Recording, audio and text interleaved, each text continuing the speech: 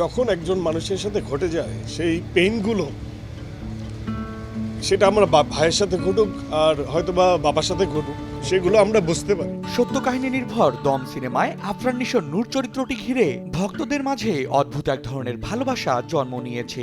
ঘটনাচক্রে যুদ্ধবিধ্বস্ত কাজাখস্তানে আটকে যাওয়া নূর ইসলাম নামের যেই ব্যক্তির গল্প ঘিরে এত আলোচনা, গত 4 এপ্রিল সন্ধ্যায় তাকে নিয়েই সংবাদ সম্মেলনে হাজির হন পুরো সিনেমা টিম। যেটা বিগত 18 বছর ধরে আমি আমার বুকের ভিতরে লালন পালন করে রেখেছি। সংবাদ সম্মেলনে নিজের অভিনীত চরিত্র এবং বাস্তব জীবনে নূরের লড়াই নিয়ে কথা বলতে গিয়ে এক পর্যায়ে বাকরুদ্ধ হয়ে পড়েন নিশো। তিনি আবেগজড়িত কণ্ঠে বলেন, দেখুন, দিন শেষে আমিও রক্তে মাংসে গড়া মানুষ। এটুকু বলার পরেই তিনি স্তব্ধ হয়ে যান এবং অঝরে কাঁদতে শুরু করেন। আমি আসলে এভাবে কথা বলতে পারবো না।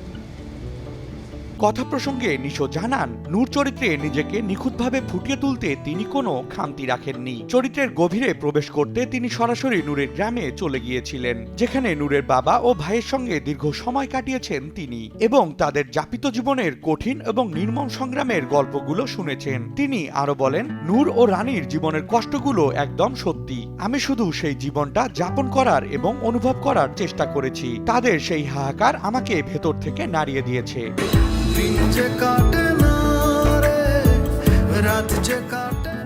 বাস্তব জীবনে লড়াই করে বেঁচে ফেরা নূর ইসলাম ও তার স্ত্রী আনোয়ারা পারভীন রানীর বিশ্বাস, ভালোবাসা আর লড়াইয়ের প্রতি শ্রদ্ধা প্রদর্শন করে নিশো বলেন, আমি নূর চরিত্রটি থেকে বের হতে পারছি না। সিনেমায় হয়তো আমরা সেই দিনগুলোর বর্বরতা ঠিকমতো দেখাতেও পারিনি, তবে সত্যি বলতে এই গল্পটা আমাকে অনেকটাই অনুপ্রাণিত করেছে।